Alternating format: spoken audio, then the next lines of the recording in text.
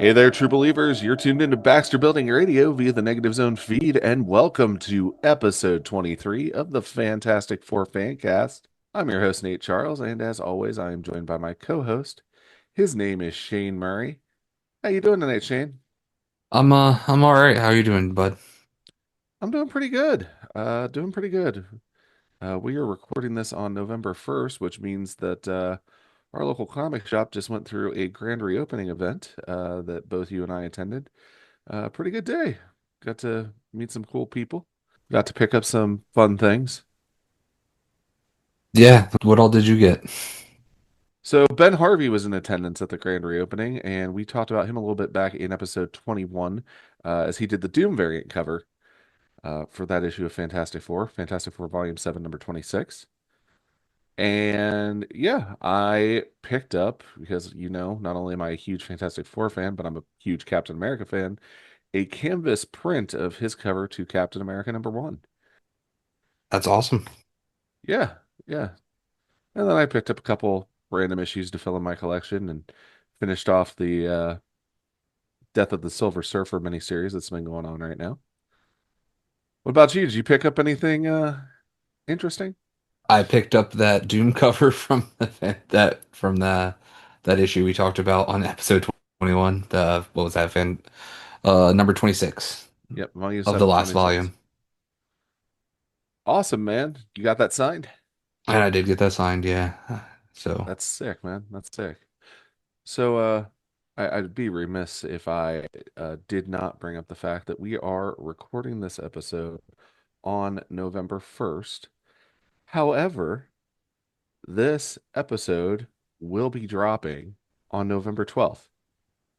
And the following day, November 13th, is your birthday. So, on behalf of myself and all the listeners, I'd like to take this time to wish you a happy birthday, Shane. thank you. I guess you're right. It will be that it will drop the Wednesday before my birthday, yeah. Got any good birthday plans coming up? We're supposed to be going to some Christmas thing that weekend after that for a day in Bethlehem. It's a fun time. It's like the closest thing you can get to like a European Christmas village or like a German Christmas village, I guess. Oh, nice. But besides that Ben Harvey thing, actually Freya picked up a book at the Oh, thing. what did Freya She get? she got Stray Dogs and she got it signed by the artist that was By there Trish today also. Forstner. Yeah. Nice. So I'm not gonna lie, I felt a little bad because there was one of two things was going to happen today.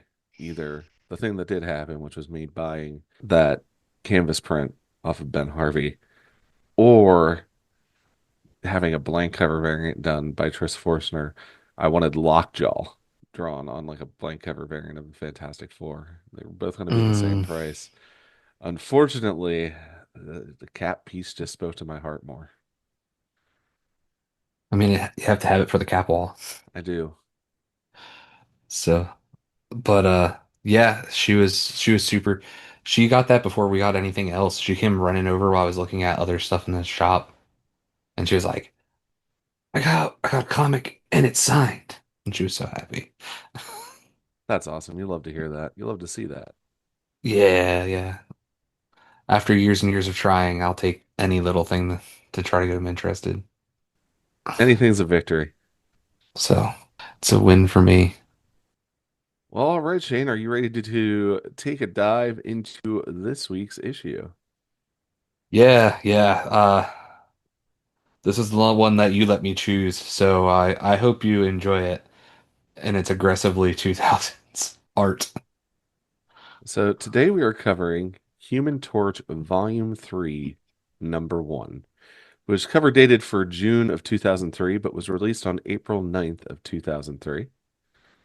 This has a cover price of $2.50. However, I took a look at price charting, and you're ready to play the game where you attempt to guess what a graded 9.8 copy of this has sold for? Oh, sure. All right. Um, 3750. Well, by Price is Right rules, as we always do, you did not lose. However, the value that this topped out at was $52.62 for a graded 9.8 copy. That's not unreasonably priced. I'm not so mad about that at 50. Now, how about the ungraded value? Uh, Currently, as we sit right now, $3.25. You're still under $7.66. Really? Yeah. Did they do like a super low print run on this book or something? So I'm not sure. Again, this isn't the Overstreet value. This is from price charting. So this is a value that it has sold at. Yeah, you're right, Um, right. yeah, the recorded value that it has sold at. So, some people are just willing to pay a little bit more for a book. Like I get it if it's a short if they did like a short print, but I don't just seems like they wouldn't have printed, especially if a number one of anything, Marvel seems to print so much of that book. But maybe this was one of those weird ones. So our creative team on today's issue, we have writer Carl Kessel, who would also go on to do a run or two on the main Fantastic Four title. Penciler Scotty Young, inker Joe Seung, and Pierre Andre Derry. Colorist was Studio F. Letterer was Corey Pettit. Editor Tom Brevoort, and editor-in-chief Joe Quesada. So Scotty Young blew up after this by doing very stylized covers for Marvel Comics with almost infant versions of their characters. Yeah. But I got to looking at his work prior to this, and it's kind of interesting. You know what Scotty Young was working a year before at Marvel? No, what was he doing a year before? So what he was working on a year before was his first Marvel work, actually, and that was, ironically enough, Iceman Volume 2, Oh, Number 3. fair enough. And he has a very particular style. After this, he went on to do X-Men Unlimited, but something that worked on his very particular style after this was he did a miniseries, Spider-Man Legend of the Spider-Clan, that was part of the Marvel Mangaverse line of titles. So it's interesting to kind of see where he's finding his niche at as he's working on these books. Yeah. Isn't he, and he's what, is he the artist for I Hate Fairyland? Yeah, I believe he is both the writer and the artist for I Hate Fairyland. He has a very interesting style. And honestly, I think it does work to a large degree as an artist on a Human Torch series, especially one that's coming out of the early 2000s. Shane, would you like to hear a synopsis about today's issue? There's actually a synopsis for this? Sure is, pal. Marvel Oh Unlimited man. reads, deep inside, Johnny Storm has a burning desire for something he can't quite place. Though rich, famous, and privy to sights and experiences most people can't imagine, something's missing in his life. A direction, a purpose, a flame. I mean, I think a flame is the last thing missing in his life. But yeah, sure. Well, go ahead and take us through the cover of Human Torch Volume 3, Number 1, Shane. We have the Human Torch across the top of this book in a very stylized Human Torch font that is not boring like the Fantastic Four font that we talked about in that on the last volume of Fantastic Four that was coming out. Volume 7. Volume 7, there you go. And then has a nice little cute four there on the side. Oh, actually it's like whole all the way across. I didn't even notice that before. It's in the Marvel too.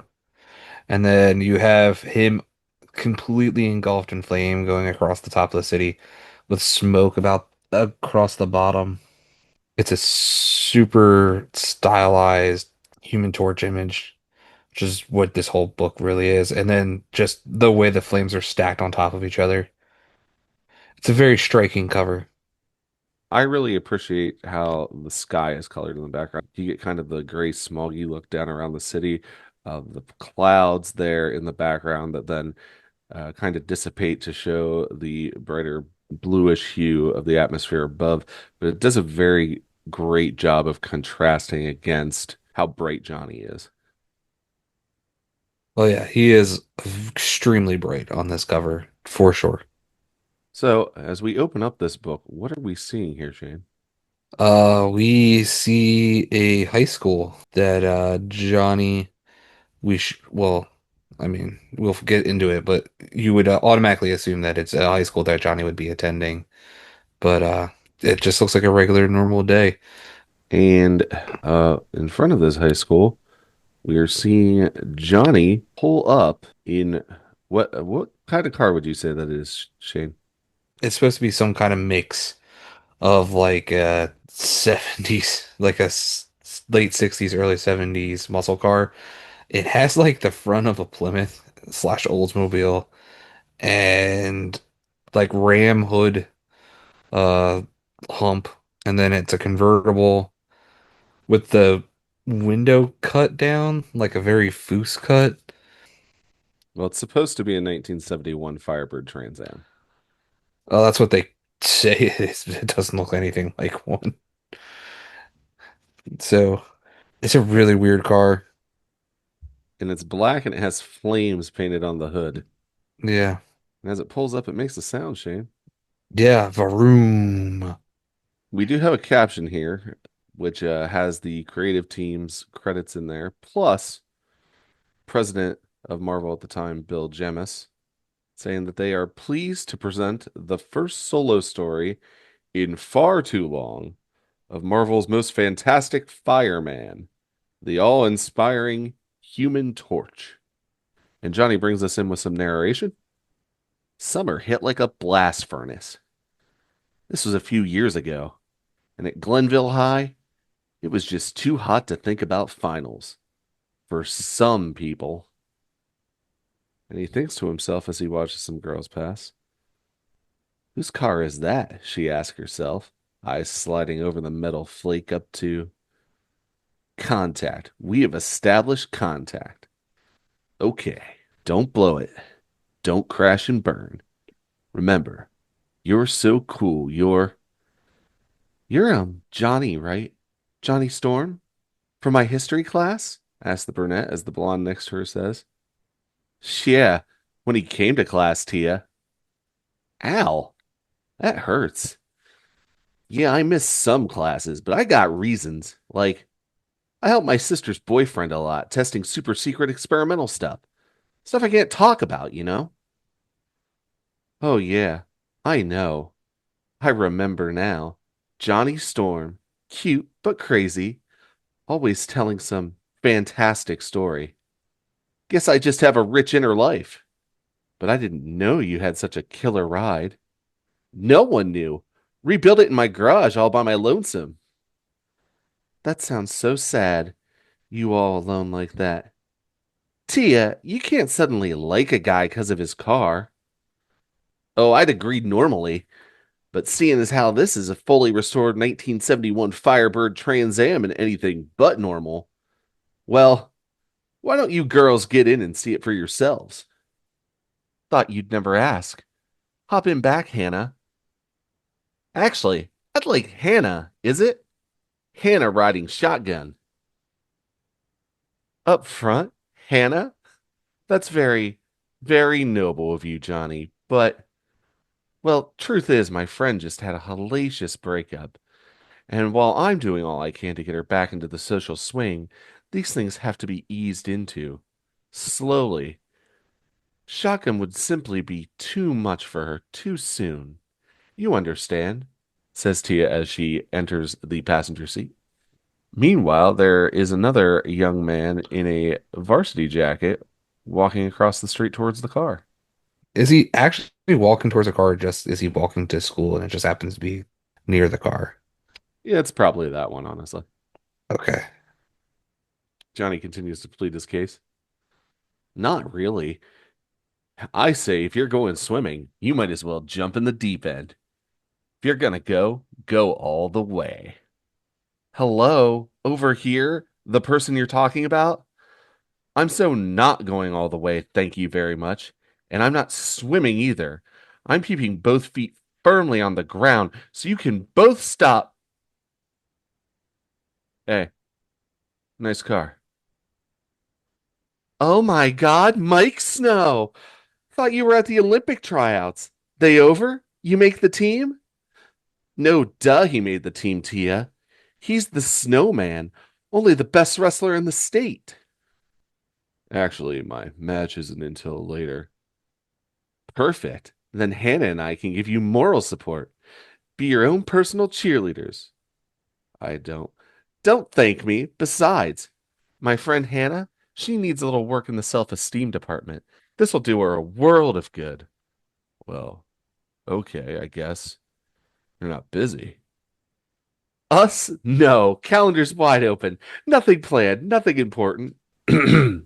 And who do we see, Shane? Oh, we see the principal. Man has quite the mustache and the Uh, jawline. and the eyebrow raise. It's like who cast The Rock? You know what? That's fair. Wonder if I can do The Rock. I don't think I can. What's going on here? Why, Hannah and I are simply helping Mike get to his Olympic tryouts, Mr. Glick. Oh, can't miss that, can we? My mistake. I had the impression this little gathering was masterminded by Jonathan Storm. Things have a habit of getting out of hand when Jonathan's around, and Johnny sinks into the seat of his Trans Am. Was just showing them my car, Mr. Glick. Sir. Well, I believe, and your grades would indicate, that your time would be better spent studying for your next final, Jonathan. What subject would that be? Science or English? Always get those two mixed up. Oh, a comedian. Well, right now, I believe you have a much better chance at becoming a parking attendant, so why don't you practice by putting your car in the student lot? This is a fire lane. Whatever you say, Mr. Glick. And Yeah. Johnny peels out. Yeah, we get a nice vree while he takes off. That's not the right direction, Storm. Where do you think you're going? Nowhere. Fast, Johnny says as he slams the car into gear. Yep, with a nice crunk. And he Yep, and you get peels out more, again. you get a nice more scree, and you get a vroom as he races past Mr. Glick. And more students have gathered, one of which says, Whoa, that kid's crazy. And cute. More cree as the car goes, he slams on the brakes. And he goes sliding across the parking lot. Hannah yells, Hey, I'm dead. And Mike says, Fishtailing. While Tia says, Oh, I can't. Look at that, he's going to. And you get a nice skirtish punk as the car comes sliding to a stop right next to all the other cars Like a in the student. perfect part job. Yeah, you know, definitely was practicing. Johnny says, Perfect. And our scene shifts now to where? The principal's office. Times I gotta tell you, I practiced that like a zillion times over at the mall late night. There was zero to worry about. It was cake. I had it totally under control. You think I would have done it otherwise? I think. I think you're very lucky it's the end of the school year, Jonathan. And I think it's very admirable for your sister to raise you on her own, considering your parents are, well, dead. You can say it. Doesn't bother me. Yes, well, regardless. I'm letting you off this time, Jonathan, but only this time. When you come back in September, you're going to be an upperclassman, a junior. Time to start thinking about what you're going to do with your life. Come the fall, I want to see some changes in you, young man. I want to take a moment here. Can you describe what sophomore Johnny here looks like, Shane? Yeah, sophomore Johnny looks like I would say at least half of the kids that I knew in middle school and freshman year with uh his hat backwards and his hoop earrings and to top it all off that nice sweet silver necklace, buddy, that that you everyone had. You had to Maybe have one.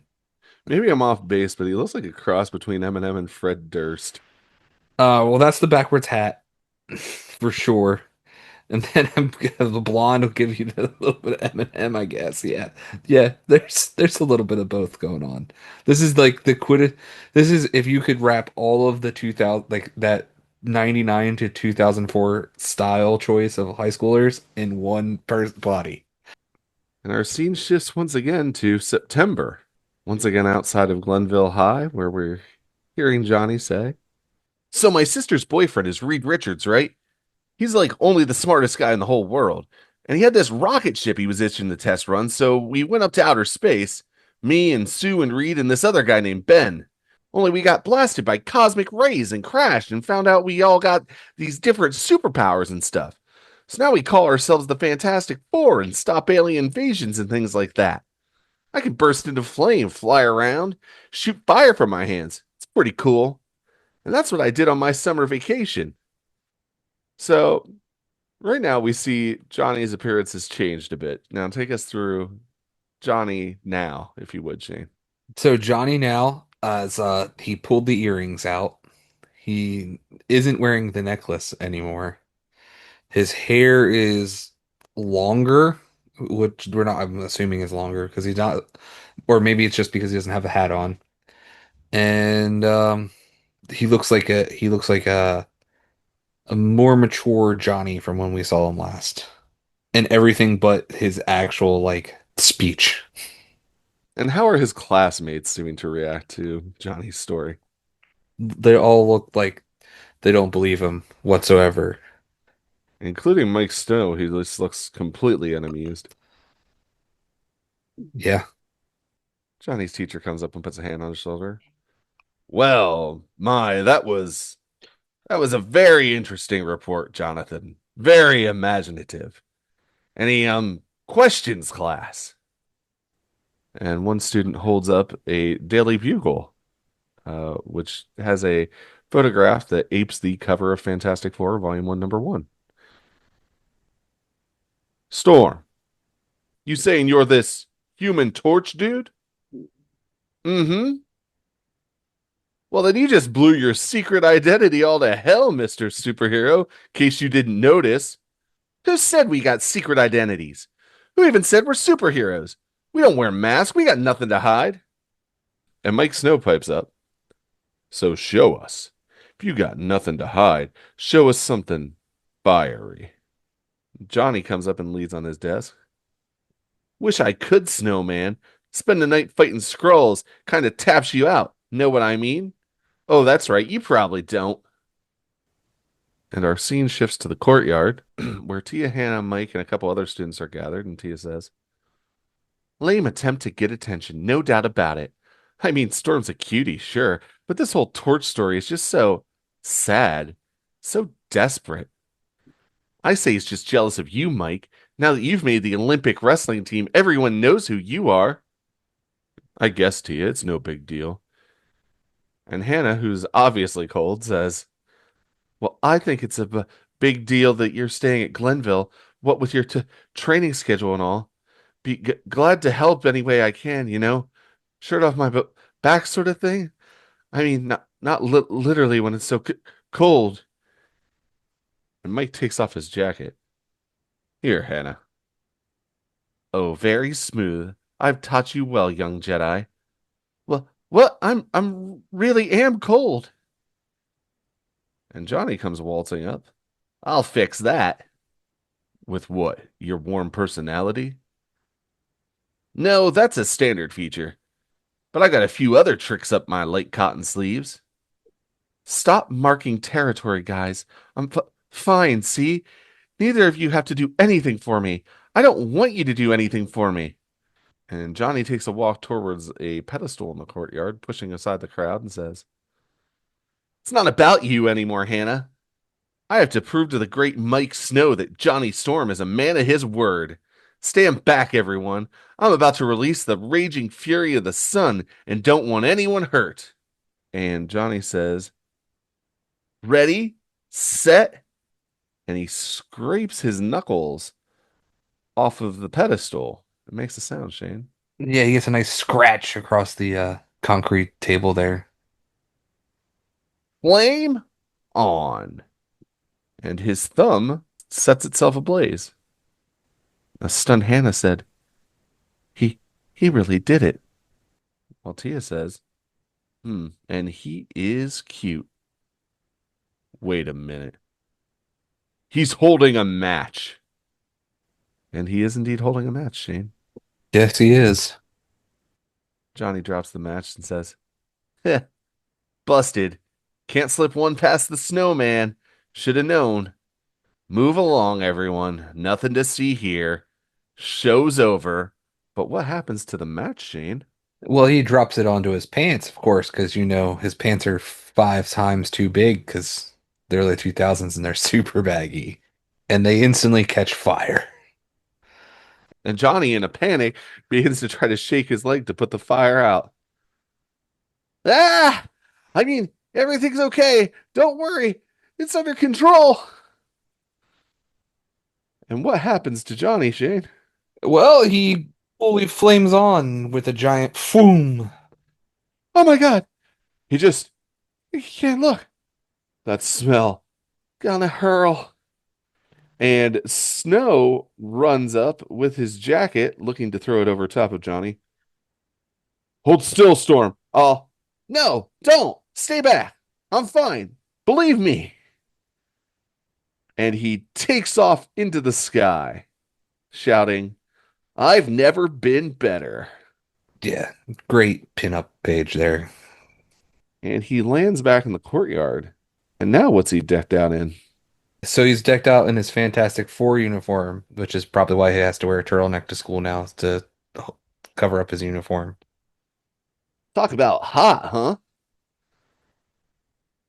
And Hannah from behind Mike says, You you got on fire. Stay back, Storm. Okay, you're scared. I was too at first. Playing with fire, bad idea. I've been practicing, training. There's no danger. Come on, give me a chance. Never been so embarrassed in my whole life. Is it hot out here or is it just me? And what is going on with Johnny? So everything has flamed off except for his hair. Someone in the crowd screams, and Johnny says, What? Oh, damn. Talk about a bad hair day. And how does the crowd react, Shane? They're like, ha ha ha ha. They're laughing as he may said. Terrible joke there. Better. And for my next trick, and Johnny's flaming hair produces a fireball into his palm. That's it. Good fire.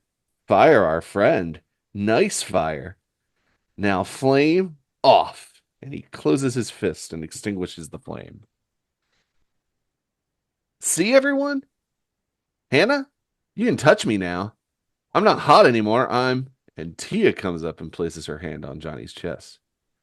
Cool. Your arm, all of you. You're totally, completely, utterly cool. And the crowd begins to erupt in various conversation.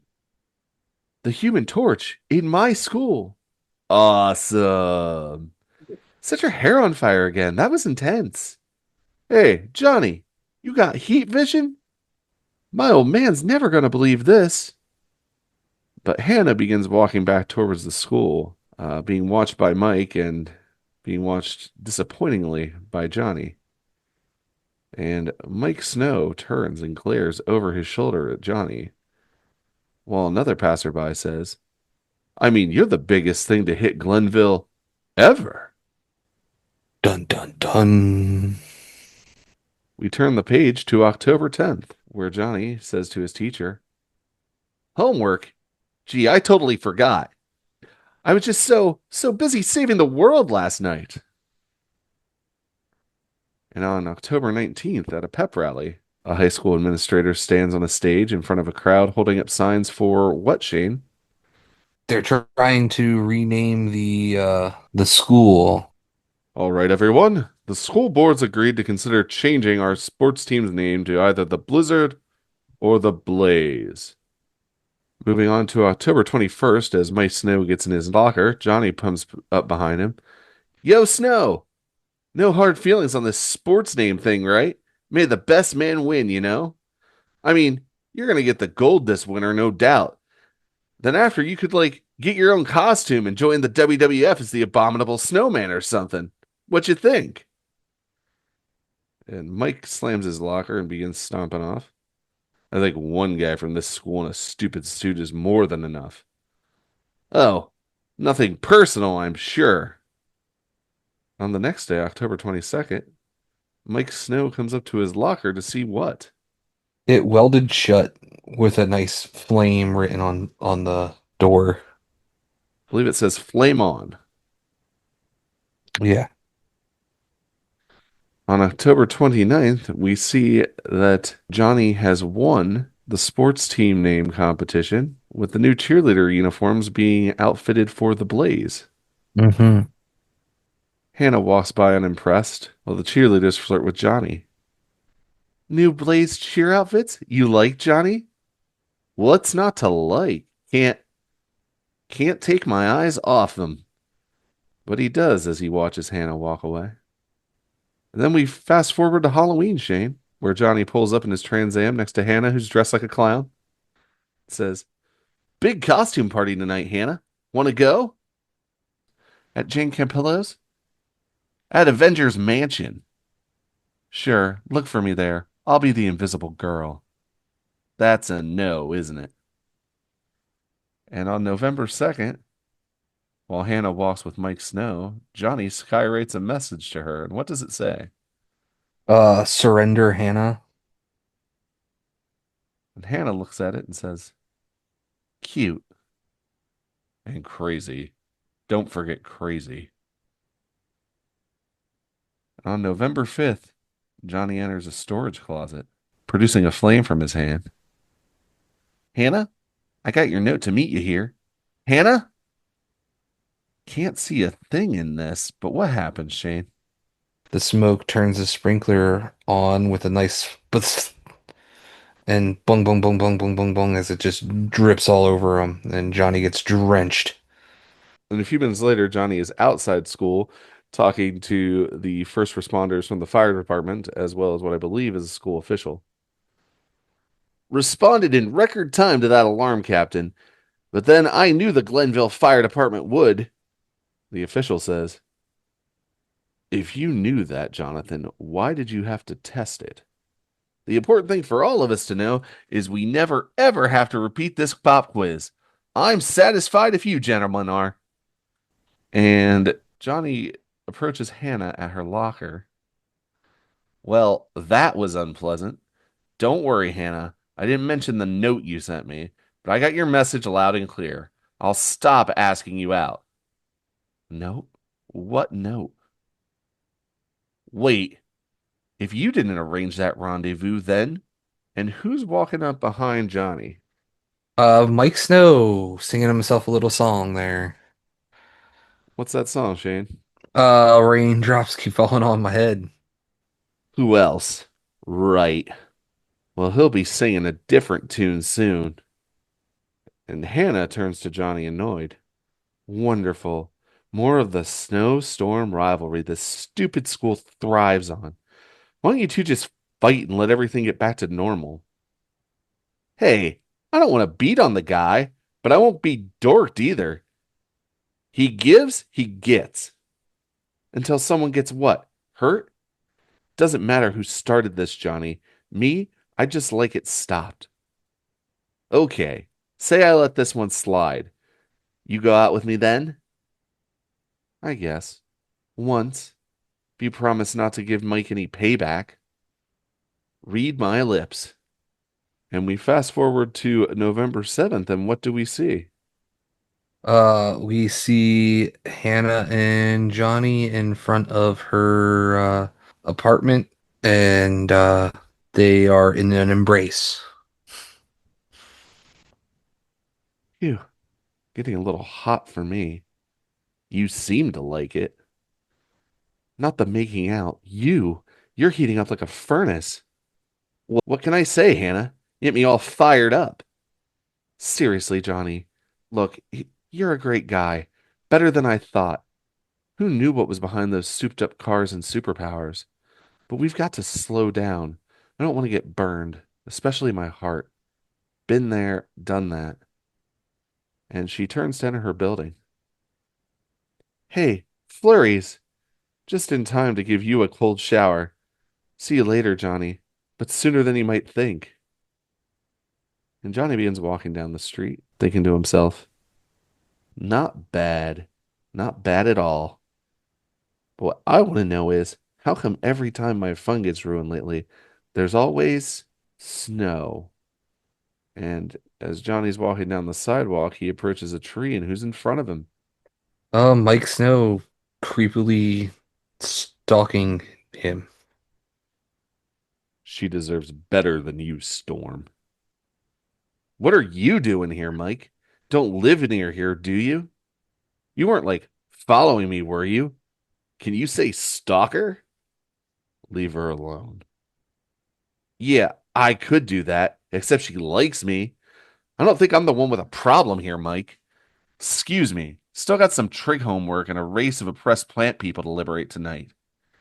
And Mike gets in Johnny's face. Don't walk away when I'm talking to you. Oh, we're done talking. And what does Johnny do, Shane? He throws a punch and hits him right in the face with a nice thwack. And Mike's down on the ground spitting blood. Shouldn't pick a fight with a guy who's gone toe to toe with would be world conquerors, Mikey. You know, I've known you since second grade, and you were always just the quiet kid in the corner until wrestling came along.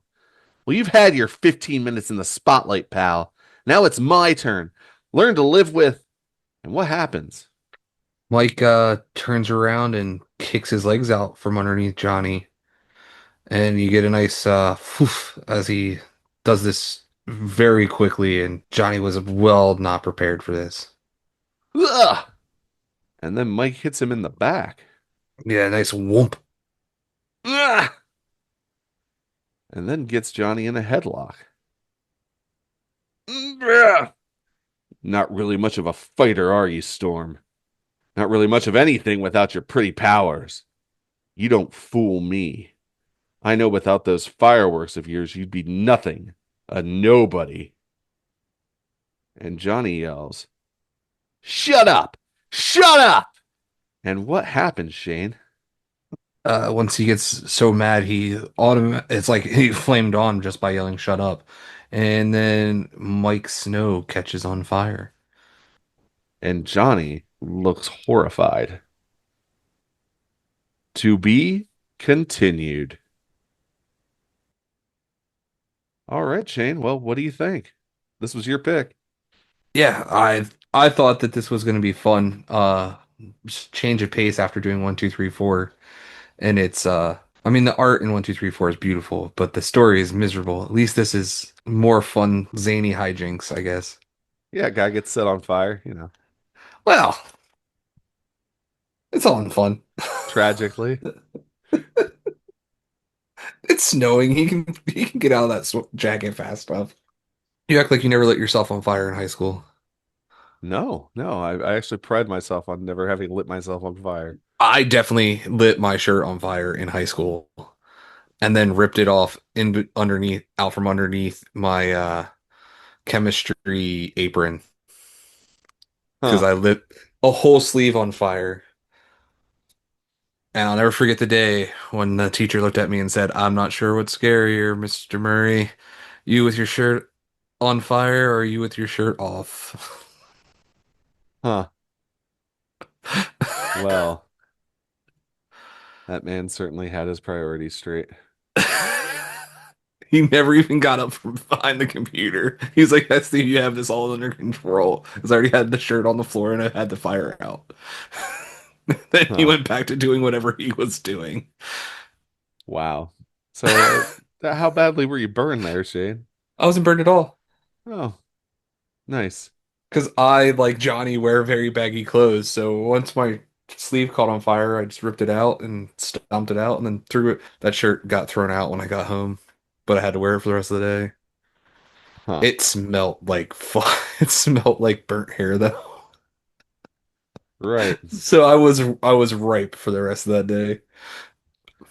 Alrighty. Cool. So, what stood out to you about this issue? What stood out about this issue? Yeah. I don't know. I like just the whole Johnny story, and I like that they did the origin, but they touched it briefly. And I don't know what stood out to you about this issue besides the little bit of things I touched on there. I mean, this takes place, I do believe, shortly after Fantastic Four Volume 1, Number 2. It's nice to have a little bit of a snapshot on Johnny more specifically. Kind of would like to have seen that being done with some of the other members during some of these stories as well. But yeah, I mean, Johnny's life in high school appeals to me. When I was a kid, you're gonna laugh, but I was a giant Beverly Hills 90210 fan. So this kind of appealed to me on that level a little bit, not gonna lie. I felt like you were gonna say Saved by the Bell Kid because like I also liked Saved by the Bell, but I think this I gives prefer me this gives me Saved by the Bell vibes. I like Saved by the Bell. I like 90210. You know what both of those shows have in common? Tiffany Thiessen. Oh my God. Sure, whatever name you just said. You don't know she was Kelly on Saved by the Bell, and then Okay, there you go. That's what you have to do. I don't. You're the one that I don't know actors and actresses like that. then she became Valerie Malone on 90210. Fair enough. Yeah. Childhood crush. Just both of those shows. So yeah, 90210 Saved by the Bell vibe had me at hello basically. Fair enough. Yeah. Want to hit our four things for the issue. Absolutely. You want to start with Fantastic Panel there, bud? Fantastic frame. Yeah, I have panel. I don't know why I have it written down as panel on this one. Yeah. You're living in the past, my friend. So yeah, fantastic frame. So my fantastic frame for the issue is page 17, panel 7. And that is when Johnny has been drenched by the sprinkler system and he looks absolutely miserable. Yes, he Uh, does. but after reading so much Fantastic Four, I gotta say it's always good to see Johnny on the receiving end of a prank. To me, it is also the only time this issue where his hair looks even remotely good. Oh, come on. No, Ser- not it's gonna keep that, and you're gonna realize why here momentarily. But what was your fantastic frame for this issue? Um, so mine was page 9, panel 1. When one of his classmates is pointing towards the Daily Bugle. Yep. With the cover of num Fantastic Four number 1. Yeah, that's the one. That's a pretty cool homage. I do like that. I also really like that dude's bracelet. Yeah, I just like the whole thing where he's like, "Wait, you telling me you're this dude?" Yeah, I knew those kids in high school. That would have I know. Like, there was always that one weird kid that seemed to have the paper with them for no reason whatsoever. yeah, I knew those people in high school too. I thought you were gonna say I was that you were that weird kid with I the was not that kid in high school, no. Um, cool. Well, let's go on and talk about our grim grumblings. What's your grim grumbling for the issue? dun, dun, dun, dun. Mine is page 17, panel 1. It is definitely the cheerleading outfit of the different sizes and one that was just cut all the way up to basically not being a cheerleading outfit just so her underwear showed out for no reason whatsoever. All right, so your grim grumbling is the gratuitous ass shot. Just want to make sure that's what we got. Yes, yeah, Okay. yes, yes, for no reason. Like, because the one next to her is not like that. It's just why? Why did that have to be a thing? Obviously, she wants to be a fashionista and Oh, alter her that's own what clothes. that fashionista. That's like setting herself up to be Coyote Ugly, I think. What was I your love how grim? I love how our media references are also on point right now for the time frame of this issue. What It's good is stuff. what is your Grimm's grumbling?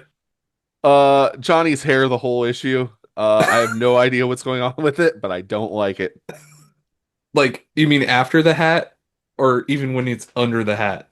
I don't see it when it's under the hat. Once he loses the hat, literally the only panel in this issue that I like Johnny's hair is when he's drenched on page 17, panel 7.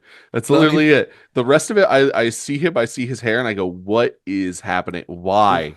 what about when it's on fire? Okay, you know what? I will mark that as an exception as well. But when it's not Wait. on fire and when it's not wet, when it's just dry, plain, supposedly plain hair, no, I don't know what that hairstyle is. It's Not his. for it. I mean, it was a hairstyle. That's just the spiky hairstyle. I Uh, had it's I not had some. good. I knew It's guys not that good. had that hair. No, it's not great. I Uh, challenge you to contact those people now, Shane, and be like, "Hey, does your hair still look like it was drawn by Scotty Young in 2003?" actually, so some of them are like relatives, and they no, it does not. Oh, okay, cool. So, uh, what's your cosmic cliffhanger, buddy? So my cosmic cliffhanger is page 21, panel 5, where Mike Snow has Johnny on lockdown. The questions going through my mind at that panel was, how is he going to escape? Uh, and let's be real, the way he does it doesn't turn out well for anybody. I did not expect what happened, because this is my first time reading through this series. So yeah, had me in suspense. I wouldn't say that the payoff, you know, disappointed me or anything, but yeah, it's definitely makes this story take a turn. Oh yeah, How it about you, does do bud? that. Mine is page 11, panel 6, The matchstick. the matchstick. Because I wanted to see where he was going to go with that. If that was gonna light his whole body on fire, or if it was just gonna be him trying to play like a prank. I wasn't sure. Eventually, it was a prank, but it did eventually end up lighting his whole body on fire. So I got both of my things, I guess. And that's why we call you Little Miss Can't Be Wrong. How about your MFP for the issue? Who was your most fantastic player? So I had Hannah as mine. Uh, she was the one that was able to get at least get Johnny to stop having the back and forth between him and Snow, and seemed to be the driving force between their whole rivalry anyway. So who was yours, buddy? Mine was also Hannah.